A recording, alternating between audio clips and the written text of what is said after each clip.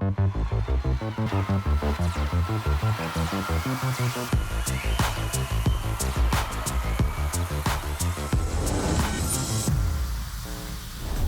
back to another episode of Netball Zone. Tonight on the show, we will take a look into the first round of the ANZ Premiership. We will talk to Tanya Fink, who will take us through the new rules. And Ronnie Samson is on the show to share her netball journey, all here on Netball Zone. Tēnā koutou katoa, no mai, haere mai. Welcome into Netball Zone for another week. Ko Courtney Tairi aho, ko Cruz tēnei. Kia ora e hoa. Kia ora e hoa, pai ki te kite i a koe. Good to see you. Great to see you. Great to have netball finally back. It was round one on the weekend. Your thoughts of the ANZ Premiership? Yeah, I think it was great. Great to get, netball up and running for the 2024 season. I thought at times we saw moments of brilliance right through across the board, and at times probably sort of expecting a little bit more. But, as the season progresses, I think that standard will get better and better. Yeah, it's great to see the players out there on court. It's been feels like a very long pre-season for them, for us. We did see the introduction of the new rules. Now, don't worry, we've got umpire Tanya Fink joining us later on the show to run us through some of the rules. But we saw 4 suspensions on the weekend, Cruz. I know, and I'm like in two minds about this. I totally understand the necessity of this rule in terms of ensuring player safety. But also at the same time, I think it might make players a little bit too scared to contest the ball. And we love that about netball. We love, the grit and the determination behind those defenders that are going out chasing the ball. So it'll be interesting to see what happens as the season progresses and as the umpires use this rule a little bit more. Yeah, and as you said, it'll be interesting to see how the umpires do it, how the players probably start pulling back, especially after seeing 4 on the weekend. But we'll have more of that later. In some exciting news across the ditch in Australia, Ellie Temu debuted for the New South Wales Swift. She is Swift 106, but it's great to see her out there. She moved over to Australia. Her partner plays in the NRL, and she gets her debut round 1. Yeah, how exciting. And the fact that she came out and had a really good performance as well against the Lightning. Just great to see her confidence and I guess her ability to get out on court against a top quality side like the Lightning.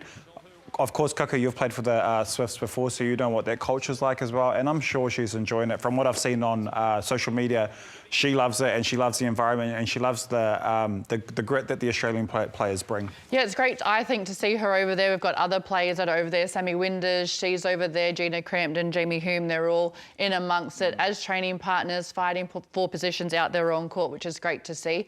Dame Nolene Totoa, she said she needs 5 world-class players to win a World Cup with the Silver Fern. So brings me to my next point. What is the potential of combining the ANZ Premiership and the Suncorp Super Netball? An article came out recently. Yeah. Do we start to combine these competitions? Because I can tell you, back in the day, when it was the ANZ Championship, it was the best. We played in Australia, Australians played here, we were all together in one big competition. I loved it. And it was a spectacle for the fans as well when it was the ANZ Championship. The fans filled those seats and they loved the battles between the Australian teams and the New Zealand teams.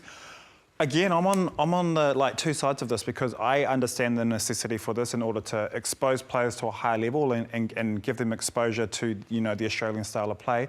But then what happens to netball here in New Zealand? Does it just die out, or do we create a level that's perhaps not as high as the ANZ Premiership now? So I'd love to see the combination of the two, but I also want to ensure the health of netball here in New Zealand. Oh, I agree. Some very good conversations to have. All right, on the weekend we had the ANZ Premiership, and we started it off with the Hobbiton Cup down in Kirikiriroa. Oh, it's fantastic to have the Hobbiton Movie Set Cup back here at Claudelands Arena in Hamilton. So I believe this is the 5th Hobbiton Movie Set Cup, and every year it's held between the Mystics and the Magic. Oh, honestly, I was like a OG Lord of the Rings fan from way back in the day. We always went as a family to go and watch them. So real crazy how now I'm here in New Zealand and celebrating a Hobbiton round. So it's pretty cool. Yeah, so the dress itself, we change it up every year. It's that iconic Hobbiton green. There's embossed oak leaves on there as well, and also there's a one ring inscription down the side of the dress as well, so lots of Middle Earth touches to bring it all to life. Yeah, really cool to wear it. It's a shame we kind of don't get to wear it again, but a special moment, being able to play against Mystic.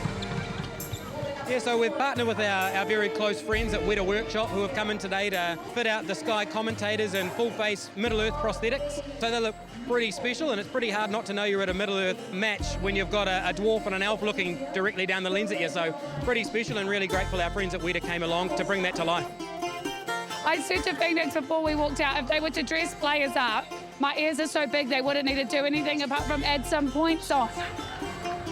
It's awesome to get the win. Like, the Hobbiton Cup is always so hotly contested, and it's always a really good game between us and the Magic. So to get it this year is awesome. Yes, congratulations to the Mystic winning the Hobbiton Cup. How about Goran and Nadine all dress up? They did me as a troll one year. And, As a troll? Yes, as a troll, excuse me. Which was just, yeah, not great. But anyway, the Mystics and the Mystics and the Magic. Mystics came over the win. I thought Magic were going to win this one. They started off really well. First quarter, they were up 16-14. However, Mystics, you just can't count them out, especially when they've got players like this out on court. Yeah, Grace just is an absolute, stalwart out there in that goal shooting position for the Mystics. But for the Magic, defensively, they picked up a lot of ball. Edina Makairi was outstanding for her side, really leading by example.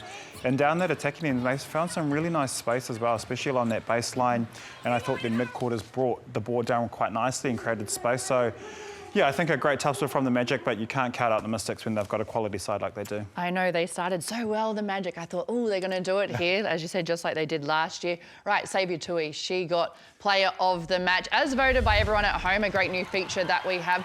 I thought she was outstanding. We spoke about this last week on the show, her combination with Emiliana Canasio. That, and also her variety that she brings to a game as well. She actually has a really good hold on her, despite her, her height, but she also has that ability to move and, run along the baseline and create space for herself. She was popping through the gaps between those two defenders, and her confidence to go to the post as well. That's what I admire the most about Saviour Tui. Will we see her in the Silver Fern squad later this year? I think we will.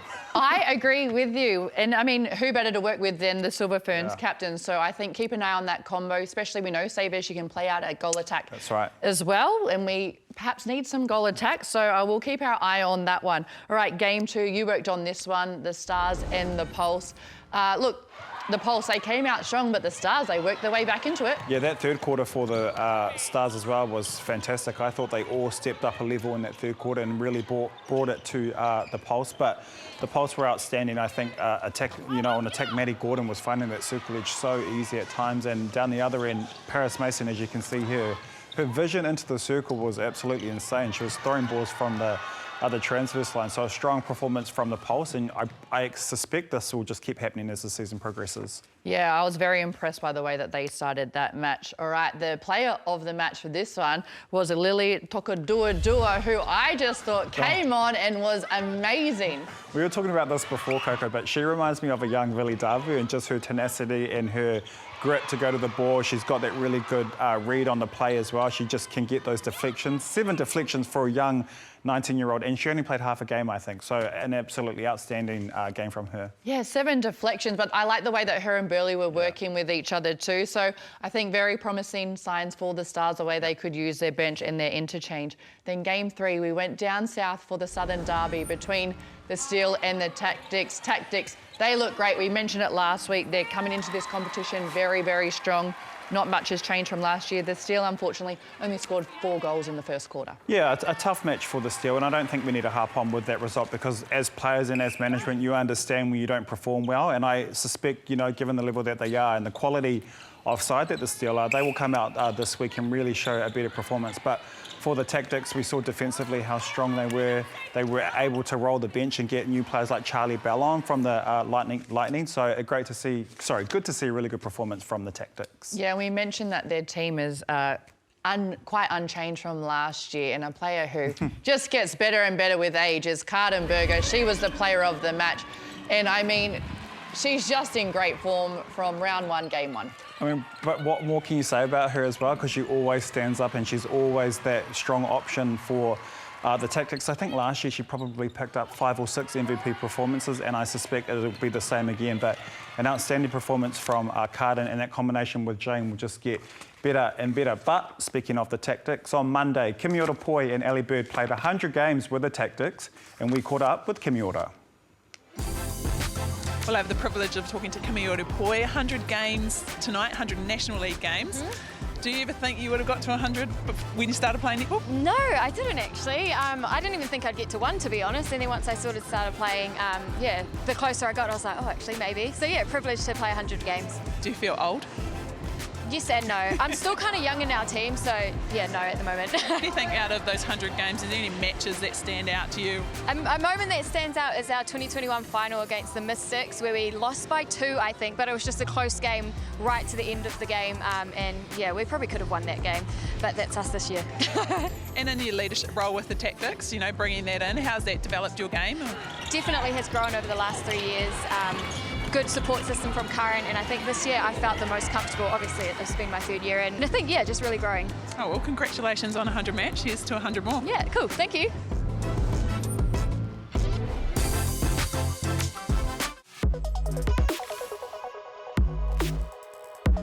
Hello and welcome to a new season of Cruise Control, a segment where we teach you tips, tricks and rules of netball. Today we will be looking at the rule throw-in. This allows a player to take the throw-in as soon as they are in position, regardless if the opposition is on the court or off the court. A key element for this rule to remember is that the toe must be behind the line and within 15 centimetres of the line. No, my hooky Maya, welcome back into Netball Zone. We have got umpire Tanya Fink with us. Tanya, thank you so much for joining us as we just went over a rule then in Cruise Control. So lucky we've got you here so you can help us with all the new rules this year. The one I want to ask you firstly about though is the suspension rule, because we saw 4 on the weekend. So can you explain it to us, please? Yeah, no worries. So with the new rules, dangerous play has got a different level of consequence now. So a player can't do anything that's reckless, careless or dangerous.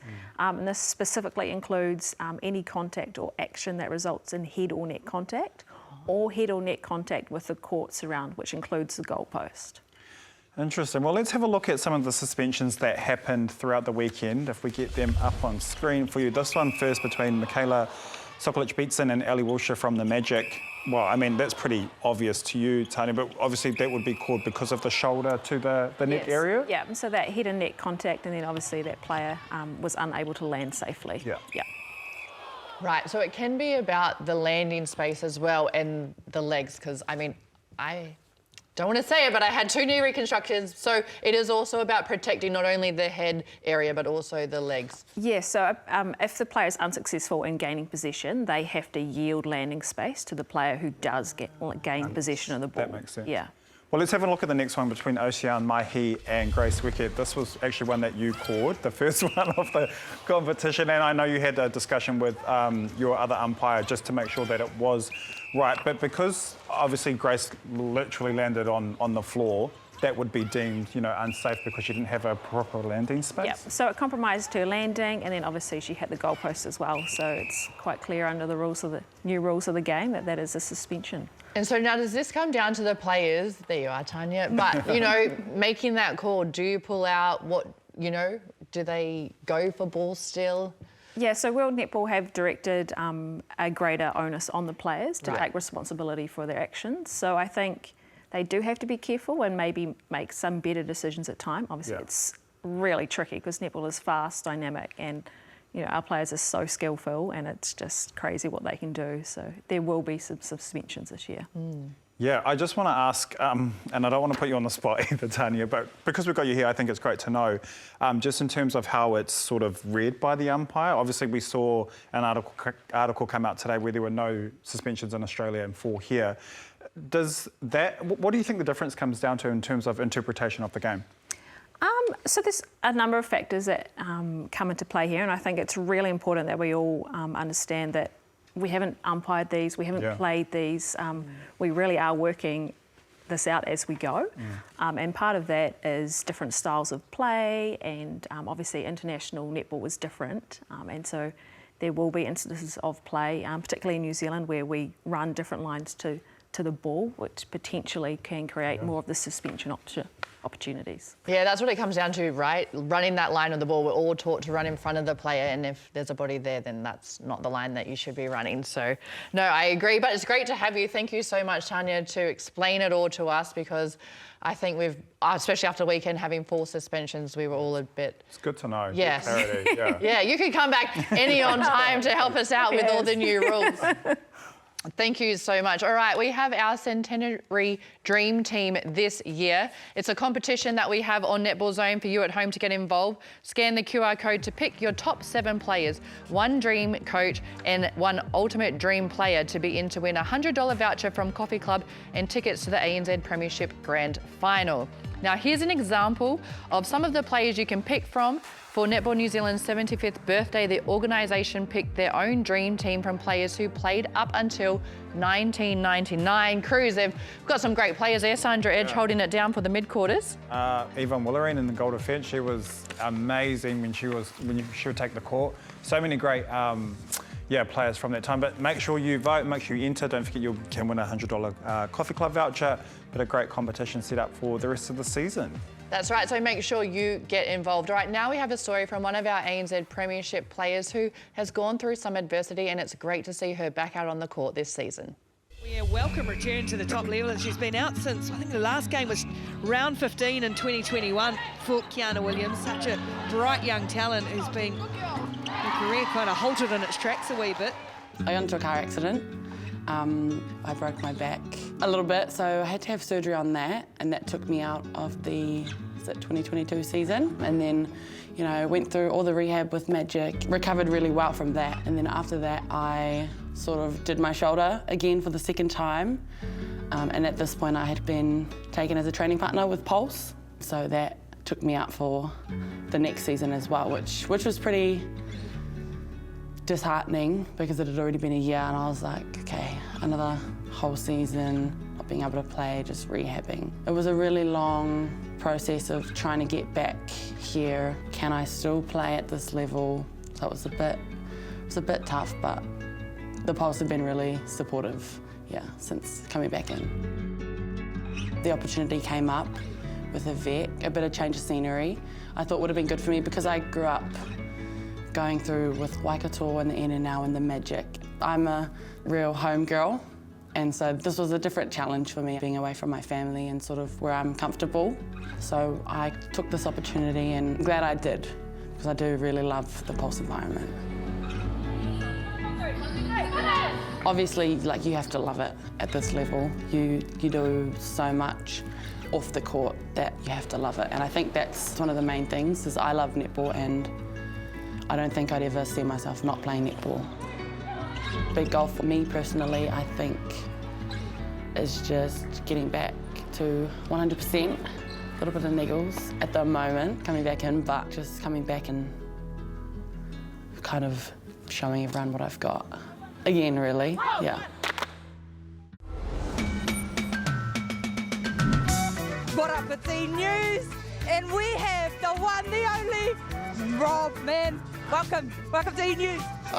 Kia ora, but why do people want to talk to me? No one wants to talk to me. Boo, we want to talk to you.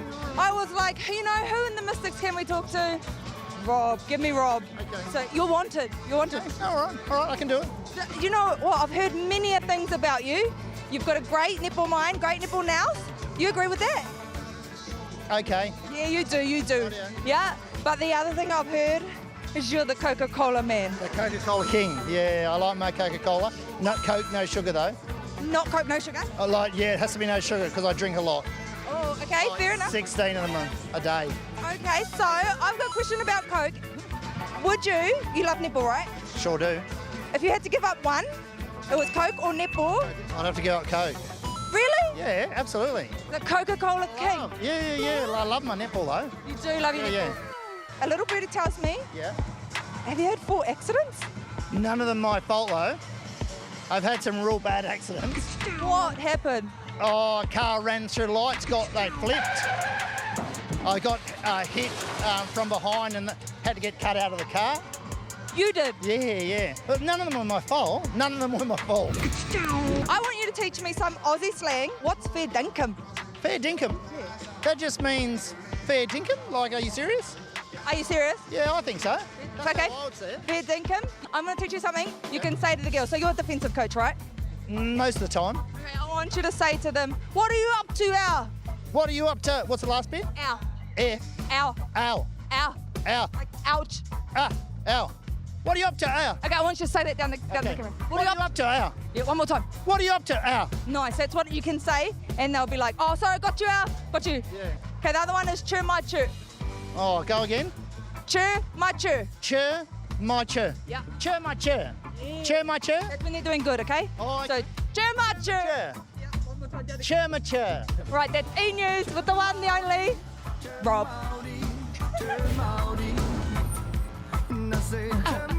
Oh my God. Oh, we love it. Chur my chur. Chur my chur. I mean, it just gets better and better every week. Thank you, E. Thank you, Rob, as we welcome in our next guest, Ronnie Samson. Ronnie, thank you so much for joining us. No worries. Thank you for having me. Tell us, how has the move to New Zealand been for you? Obviously, growing up in Australia, playing over there, and then playing your first ANZ match on the weekend. It's been very seamless. I feel like New Zealand has always kind of been a second home to me. So I feel like I've settled in quite well, quite easily, very smooth. Only miss, a few people here and there, mum and dad. But no, it's been great.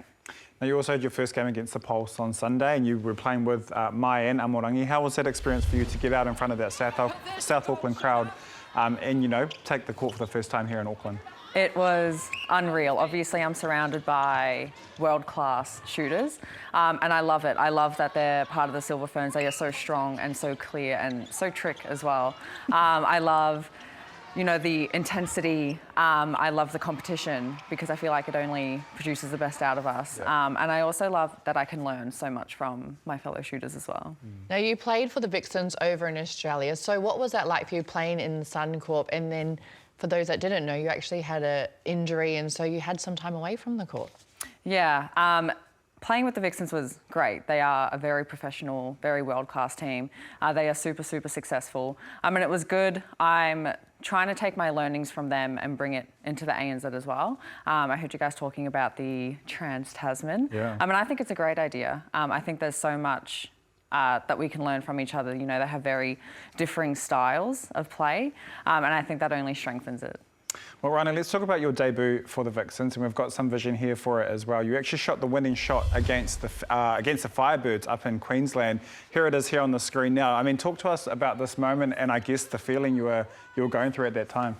Yeah, I mean, I was coming back from injury as well, so I did my ACL at the end of 2018, and I got dropped from the Vixens squad at the start of 2020. So I hadn't been part of the Vixens team in quite some time. And all I did was just play lots and lots of netball. I was probably playing 3 games a week just to kind of grow my passion and my love again for the sport. So when I got the call up from Simone, they had an injury. Emily Mannix, the defender, she actually broke her knuckles.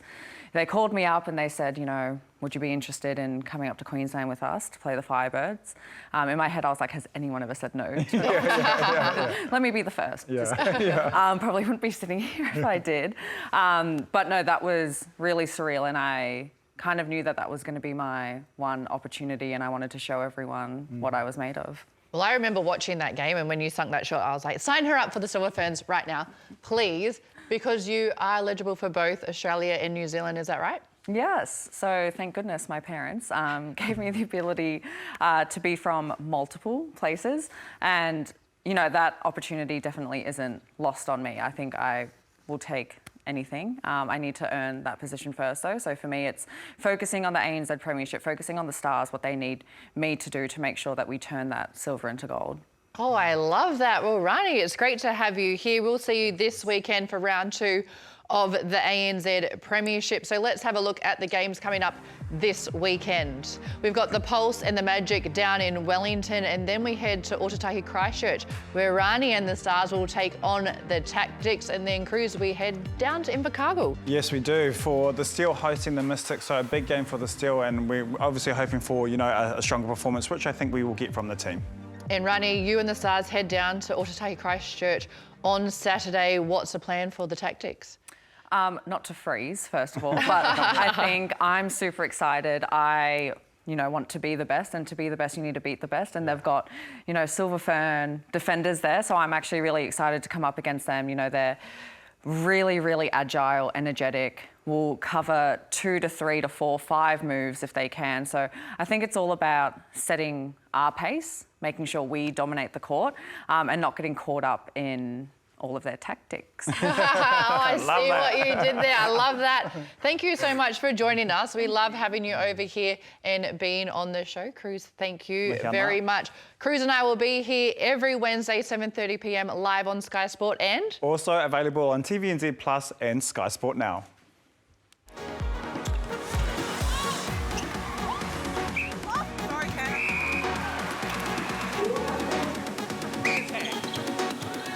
Contact, where's your feet?